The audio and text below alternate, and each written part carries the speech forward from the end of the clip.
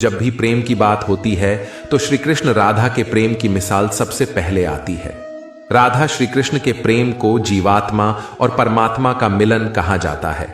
कहा जाता है कि श्री कृष्ण को केवल दो ही चीजें सबसे ज्यादा प्रिय थीं।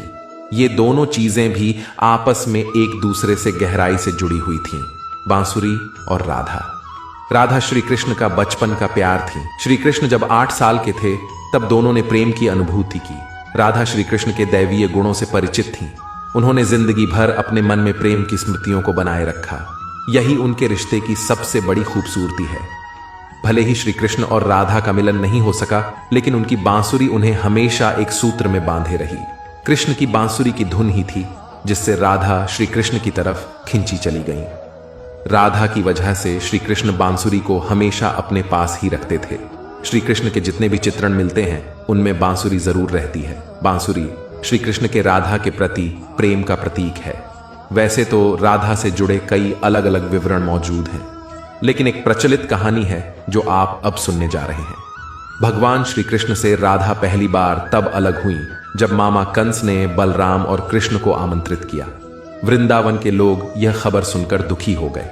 मथुरा जाने से पहले श्री कृष्ण राधा से मिले थे। राधा कृष्ण के मन में चल रही हर गतिविधि को जानती थी। राधा को अलविदा कह कृष्ण उनसे दूर चले गए। कृष्ण राधा से यह वादा करके गए थे कि वो वापस आएंगे, लेकिन कृष्ण राधा के पास वापस नहीं आए। उनकी शादी भी रुक्मिणी से हुई। रुक्मिणी ने भी श्री कृष्ण को पाने के लिए बहुत जतन किए थे। श्री कृष्ण से विवाह के लिए वह अपने भाई रुक्मी के खिलाफ चली गईं। राधा की तरह वह भी श्री कृष्ण से प्यार करती थी। रुक्मिणी ने श्री कृष्ण को एक प्रेम पत्र भी भेजा था कि वह आकर उन्हें अपने साथ ले जाएं। इसके बाद ही कृष्ण रुक्मिणी के पास गए और उनसे शादी कर ली। कृष्ण के वृंदावन छोड़ने के बाद से ही राधा का वर्णन बहुत कम हो गया।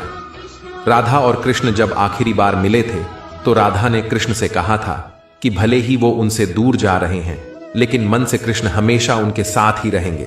इसके बाद कृष्ण मथुरा गए और कंस और बाकी राक्षसों को मारने का अपना काम पूरा किया।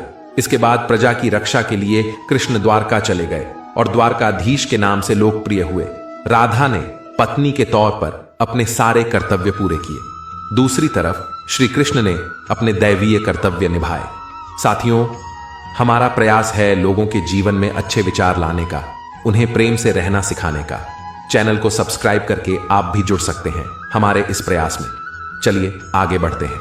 जब कृष्ण वृंदावन से निकल गए तब राधा की जिंदगी ने अलग ही मोड़ ले लिया था। राधा की शादी एक यादव से हो गई।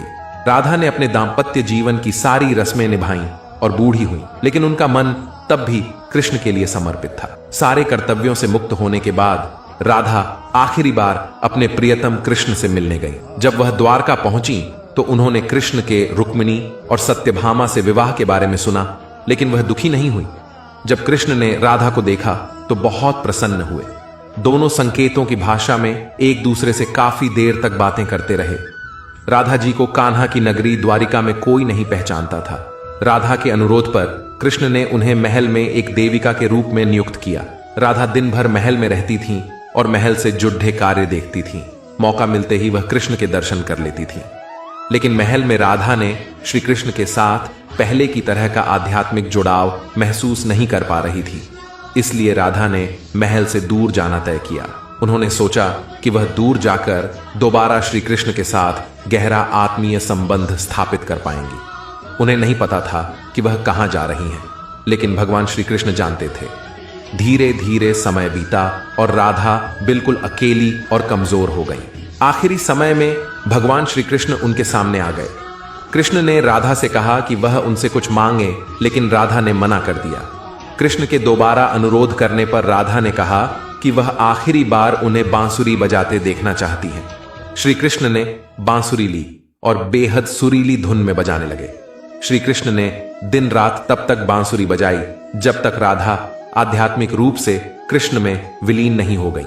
बांसुरी की धुन सुनते सुनते राधा ने अपने शरीर का त्याग कर दिया। हालांकि भगवान कृष्ण जानते थे कि उनका प्रेम अमर है, बावजूद वे राधा की मृत्यु को बर्दाश्त नहीं कर सके।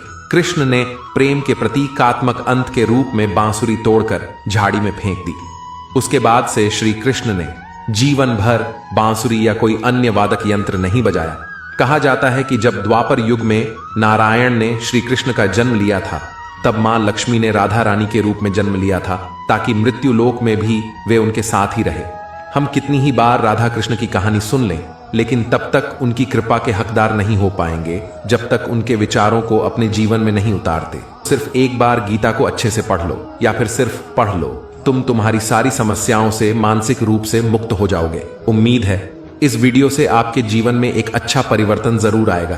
फिर मिलते हैं कृष्ण के साथ। राधे राधे।